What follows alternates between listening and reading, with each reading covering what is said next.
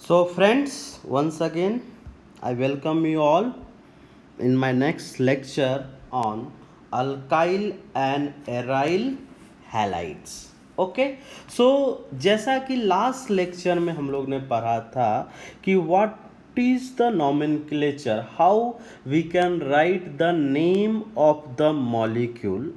So today we will starting with what are some physical properties, how physical properties will vary if we change the molecule.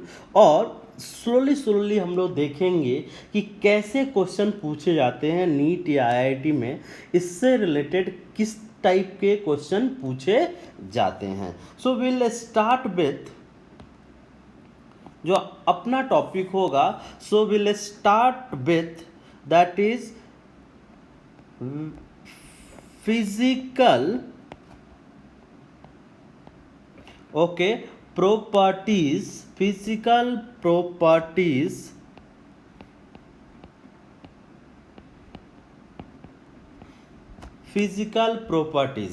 okay of alkyl halide. तो ये चीज़ हम लोग पढ़ेंगे और किस तरह के क्वेश्चंस आता है वो चीज़ मैं आपको बताऊंगा कि किस तरह के क्वेश्चंस यहाँ पे पूछे जाते हैं. तो ये अपना होगा, छोटा सा टॉपिक है बट क्वेश्चन आने के चांसेस अच्छा खासा रहता है. तो हम लोग देखेंगे कि what is the meaning of this physical properties of alkyl halide. तो जब भी हम लोग फिजिकल प्रॉपर्टीज़ की बात करते हैं, पहला प्रॉपर्टी जो अपने को सीखना होता है, first property is boiling point. पहला प्रॉपर्टी जो अपने को सीखना होता है that is what, boiling point. तो ये चीज़ अपने को ध्यान में रखना है. तो ही हम लोग देखेंगे कि how we can compare the boiling point. Okay, how we can compare the boiling point. तो यहाँ पे कुछ चीज़ें बताता हूँ मैं, आप ध्यान रखिएगा और डायरेक्टली आप उसको यूज़ कर सकते हैं. वो सब चीज़ आपने 11th में पढ़ा होगा, उसको यूज़ करते हैं हम लोग. तो सबसे पहला पॉइंट देखेंगे हम लोग कि दैट इज़ बॉइलिंग पॉइंट जो होता है, that is boiling point is directly proportional to molecular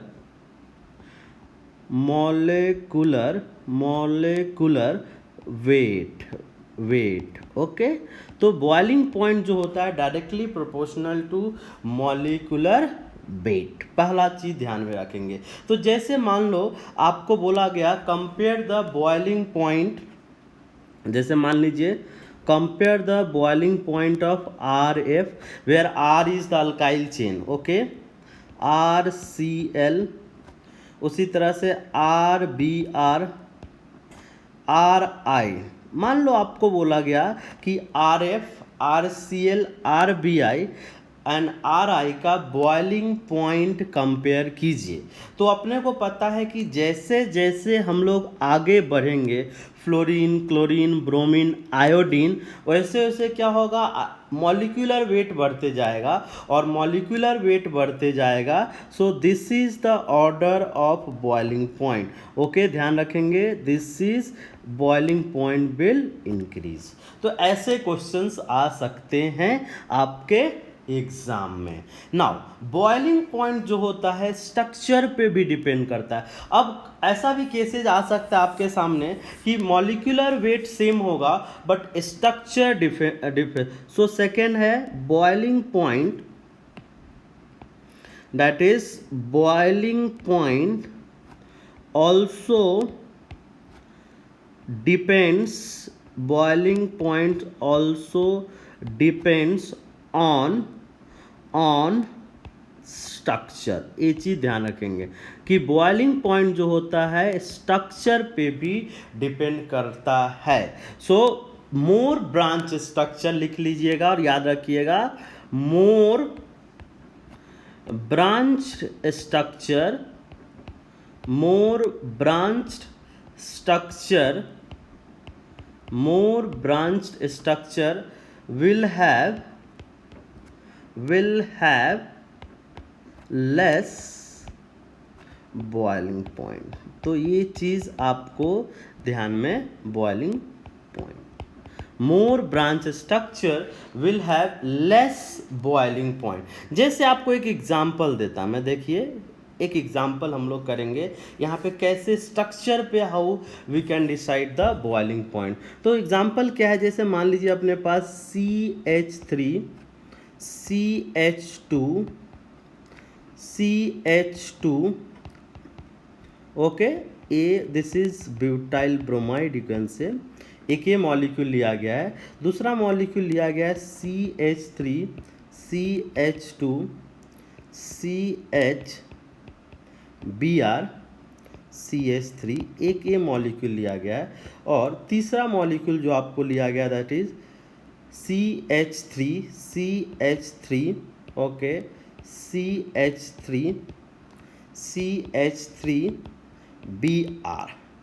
और अपने को बोला गया है, अगर आप देखिएगा ये तीनों मॉलिक्यूल की अगर हम लोग बात करें तो मॉलिक्यूलर फॉर्मूला सेम है, हेंस इसका मॉलिक्यूलर वेट सेम आएगा। तो मॉलिक्यूलर वेट के हिसाब से हम लोग इसको कंपेयर नहीं कर सकते हैं। तो अगर आप देखिएगा कि ये वाला स्ट्रक्चर क्या है, ये जो पार्टिकुलर स्ट्रक्चर है ये वाला काफ़ी ज़्यादा ब्रांच्ड है। ब्रांच का मतलब है सरफेस एरिया कम हो जाना, सरफेस एरिया कम हो जाना। ये आपका लीनियर स्ट्रक्चर है और ये थोड़ा सा ब्रांच स्ट्रक्चर है। तो सबसे ज़्यादा ब्रांच कौन है, थर्ड वाला, है सबसे कम बॉइलिंग पॉइंट क्या किसकी होगी, थर्ड। तो अगर मुझे कंपेयर करना हो तो ये सबसे ज़्यादा होगा उस बॉइलिंग पॉइंट, ओके, सबसे ज़्यादा इसका नंबर आएगा, दूसरे का नंबर ये आएगा और तीसरा में ये आएगा।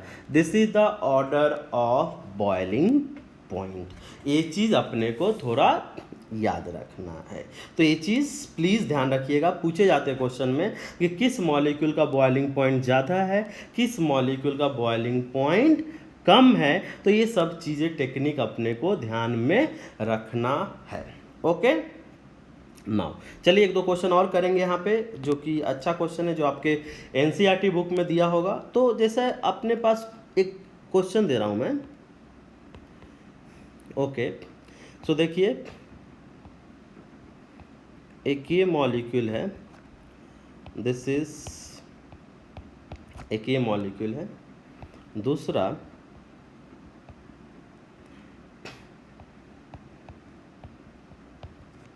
एक ये मॉलिक्यूल है, और तीसरा ये मॉलिक्यूल। ओके, तो सबसे पहले आपको यहाँ पे कंपेयर करना है ये तीनों मॉलिक्यूल का डाइपोल मोमेंट कंपेयर करना है। फर्स्ट जो कंपेयर करना है, compare the, so this is compare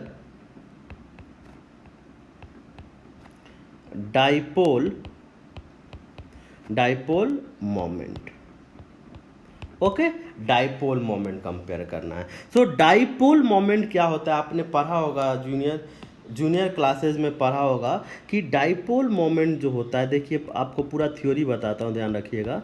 dipole moment जो होता है इसका मैथमेटिकल रिलेशन होता है, म्यू से रिप्रेजेंट करते हैं, and this is Q into D. Q is charge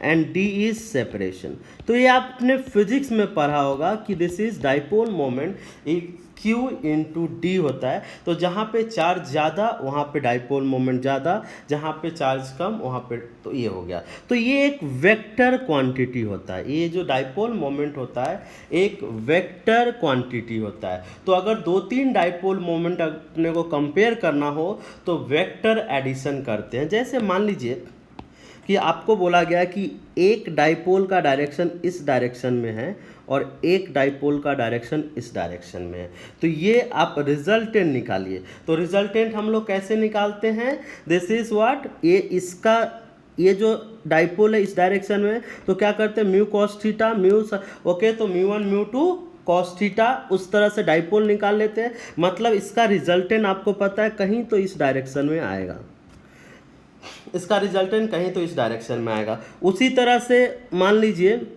तो जैसे ये इस तरह से है तो ये इस तरह से, तो इसका रिजल्टेंट कहीं तो इस डायरेक्शन में आएगा।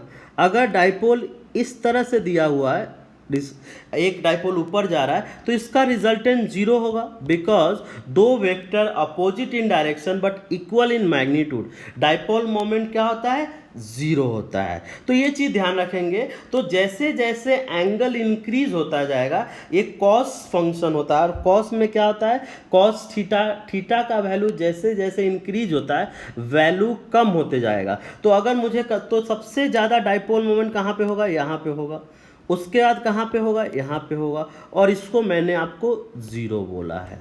तो इस तरह से हम लोग डाइपोल मोमेंट कंपेयर कर सकते हैं। अब ऊपर वाला एग्जाम्पल देखते हैं हम लोग क्या मीनिंग है, कि ऊपर वाले में क्या दिया हुआ है, इस तरह से।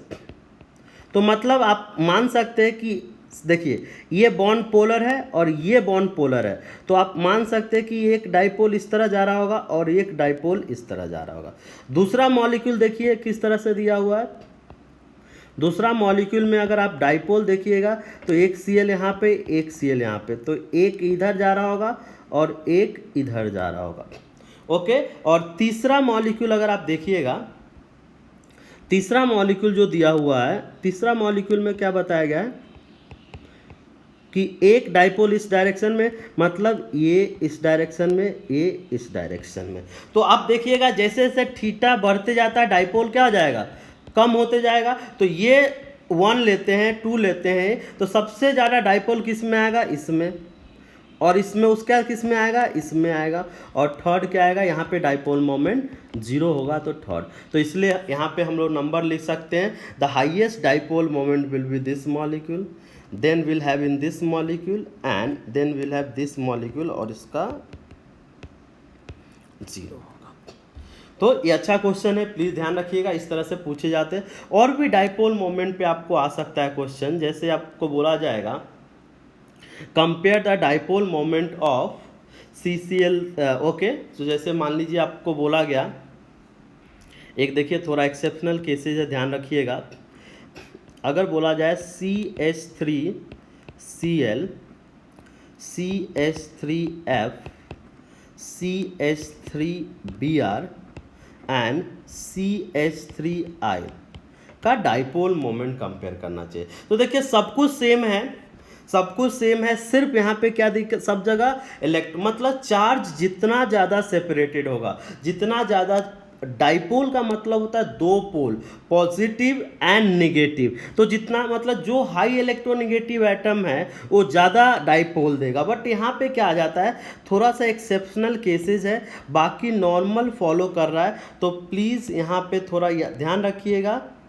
ये जो देखिए जो मैं बोला क्या, यहाँ पे थोड़ा अलग हो गया है, बाकी सेम आया है। ऐसा क्यों होता है, बिकॉज सिर्फ अगर डाइपोल मोमेंट देखें तो डाइपोल मोमेंट में चार्ज तो जरूरी होता है, उसके अलावा डिस्टेंस भी इम्पॉर्टेंट होता है। और डिस्टेंस में अगर हम लोग देखें तो that is CCl is greater than CF, और इसी कारण से this is methyl chloride has higher dipole moment than methyl fluoride. तो ये चीज़ ध्यान रखिएगा, डाइपोल का मतलब होता है दो पोल, और दो पोल कैसे क्रिएट होगा, when we have electronegativity difference, और तब जाके इस तरह से क्वेश्चन हम लोग कर सकते हैं। तो ये चीज़ थोड़ा ध्यान रखेंगे हम लोग। ओके, डाइपोल मोमेंट हम लोगों ने देख लिया।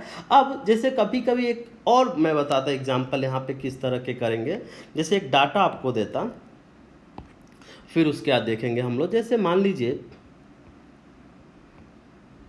ये मॉलिक्यूल दिया हुआ है Cl, जैसे डाइक्लोरो, और ये मॉलिक्यूल दिया हुआ है, और ये मॉलिक्यूल दिया हुआ है।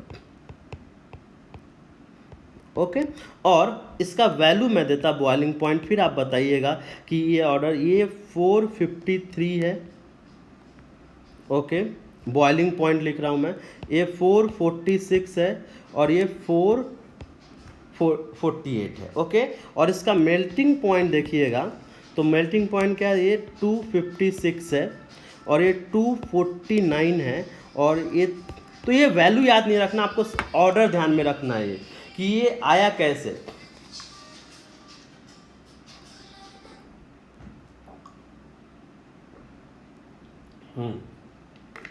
सोचिए सब लोग कि ऐसा वैल्यू, तो मतलब क्या है, अब अगर आप देखोगे कि डाइपोल मोमेंट, अब बॉइलिंग पॉइंट का मतलब क्या होता है, किसी चीज़ को बॉयल करने का मतलब होता है मॉलिक्यूल को दूर करना।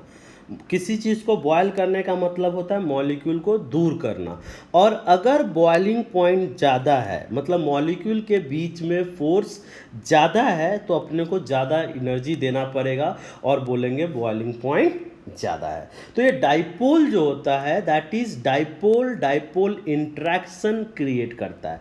जैसे आपको बताता, मैं इस पे आते हैं, जैसे मान लीजिए कि दो चीज़ को बॉयल करना है, तो एक ए बी इस तरह से अटैच है, यहाँ पे डेल्टा पॉजिटिव, यहाँ पे डेल्टा निगेटिव, और यहाँ पे एक बी ए इस तरह से अटैच है।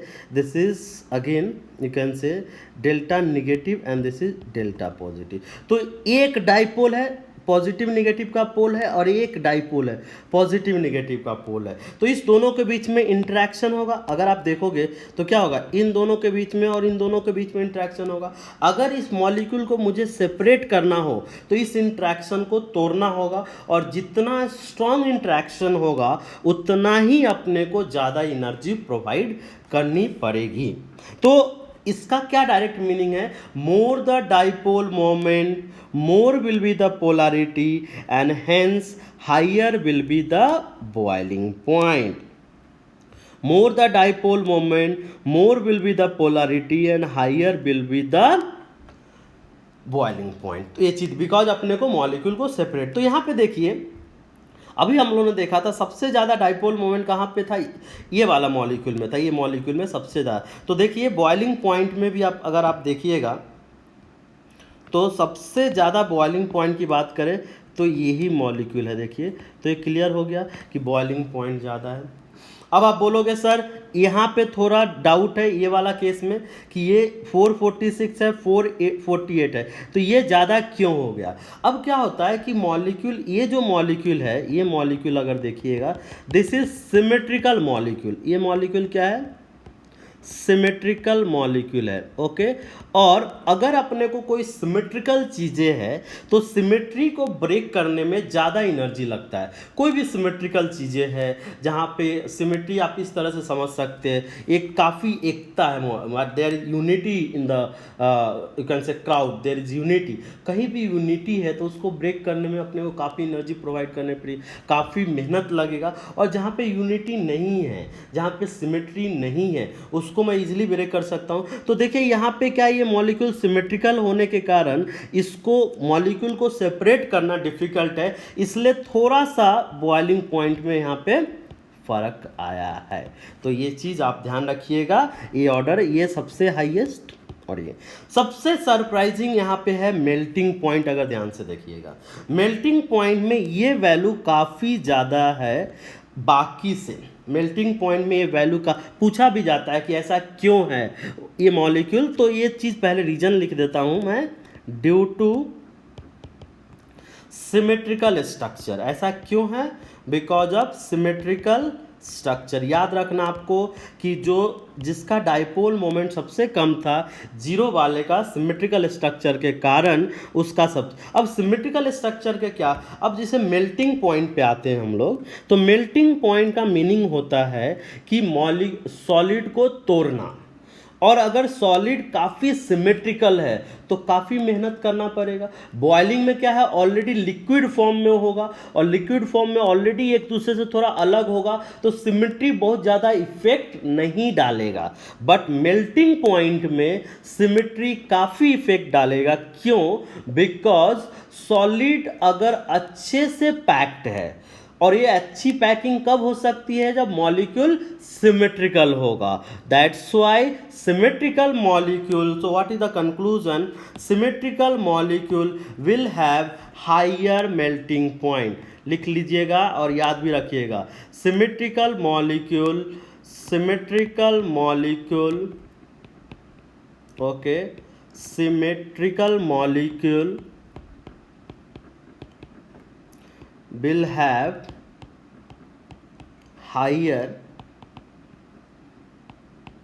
melting point। ये चीज़ ध्यान में रखेंगे कि सिमेट्रिकल मॉलिक्यूल, तो एक अच्छा क्वेश्चन बनता है नीट के लिए, IIT के लिए। ओके,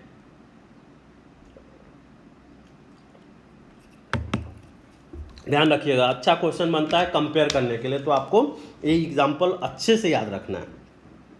तो ये हम लोग ने डाइपोल मोमेंट देखा, देन बॉइलिंग पॉइंट देखा। एक और फिजिकल प्रॉपर्टी देखेंगे, नेक्स्ट फिजिकल प्रॉपर्टी देखेंगे, that is called as solubility.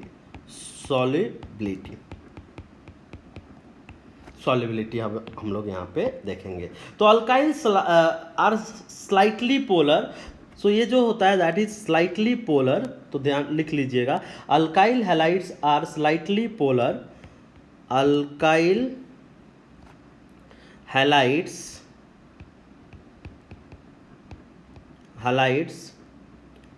Are slightly polar. Okay, ये ध्यान रखिएगा, स्लाइटली पोलर। और पोलरिटी किस कारण से आती है, देखिए मैं बताता आपको पोलरिटी की। जैसे मान लीजिए CH3Cl है। ओके, तो अपने को पता है कि इस दोनों में क्लोरीन ज़्यादा है, इलेक्ट्रोनिगेटिव आइटम है, तो यहाँ पे डेल्टा निगेटिव आएगा और यहाँ पे क्या आएगा, डेल्टा पॉजिटिव आएगा। और इसी कारण से थोड़ा सा पोलरिटी, और ज़्यादा पोलरिटी नहीं है, इसलिए सॉल्युबिलिटी भी क्या होगी, very low solubility in water. Okay, very low solubility in water, तो इस चीज़ को ध्यान रखेंगे। ओके, और अगर वाटर में कम है सॉल्युबल, तो आपको पता है लाइक डिसॉल्व लाइक, तो क्या होगा, they are soluble in non polar solvent. तो दे आर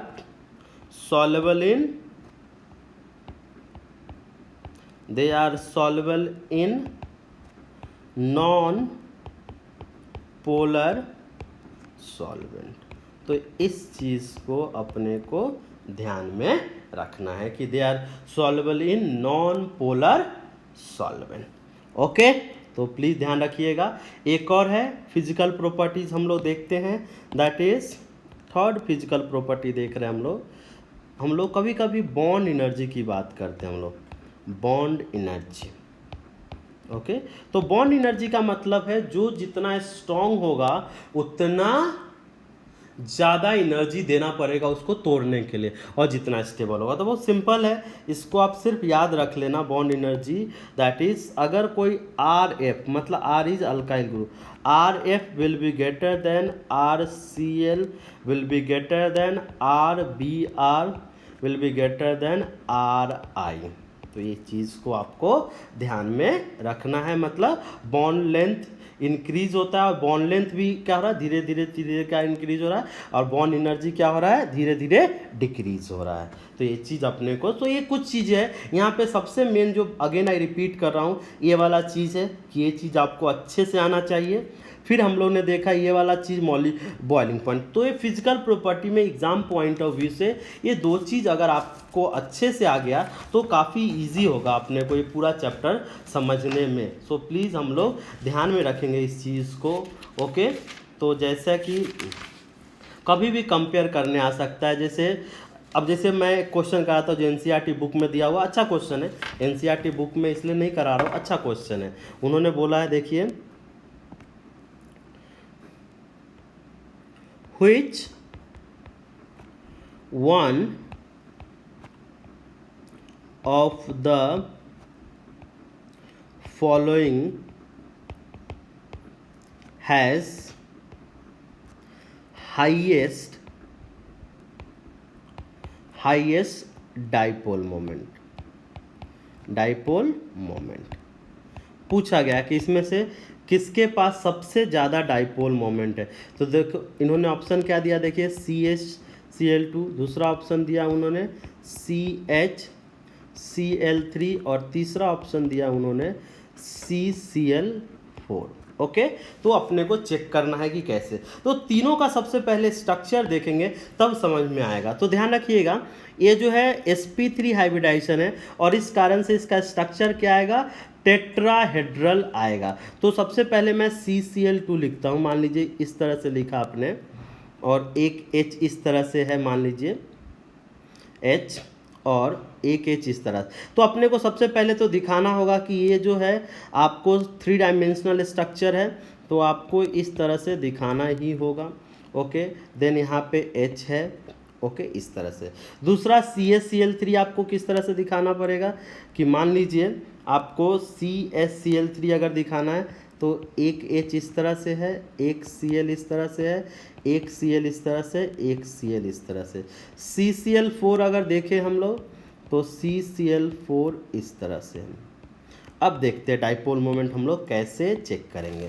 सो देखिए, अगर इसकी बात करें तो बिकॉज CCl के कारण ही डाइपोल आएगा, तो ये जो Cl आप देख रहे हो, ये Cl देख रहे हो, इसके कारण कहीं तो इधर डाइपोल मोमेंट आएगा। ओके, और ये तीनों के कारण अगर आप देखिएगा कहीं तो इस प्लेन में डाइपोल मोमेंट आएगा, और इसका डाइपोल मोमेंट इधर आएगा और इधर थोड़ा सा कम हो जाएगा। मतलब ये तो कंफर्म है कि इस मॉलिक्यूल का डाइपोल मोमेंट अगर हम लोग देखें क्या आ जाएगा, इस मॉलिक्यूल का डाइपोल मोमेंट क्या होगा, 0 होगा। बिकॉज क्या कि सभी के सभी क्या है, सिमेट्रिकल है, तो इस मॉलिक्यूल के डाइपोल मोमेंट मतलब ये नेट इसको कैंसिल कर देगा। नाउ अब इस केस में देखें तो यहाँ पे देखिए ये 2 Cl के कारण आ रहा है, और यहाँ पे क्या 3 Cl के कारण इस डायरेक्शन में जा रहा है। तो ऑब्वियस सी बात है कि इस मॉलिक्यूल का डाइपोल मोमेंट ज़्यादा होगा, और इसलिए हम लोग बोल सकते हैं कि this CHCl2 will have higher dipole moment. ये चीज़ अपने को ध्यान में रखना है। ओके, तो ये चीज़, तो ये क्वेश्चन था एक कर दिया मैंने इस पे, आप देख सकते हो कि कैसे किया। फिर हम लोग नेक्स्ट क्लास में नाउ मेन टॉपिक की तरफ मूव करेंगे, that is the chemical reactions of alkyl halide and that is called a chemical properties. Okay, thank you.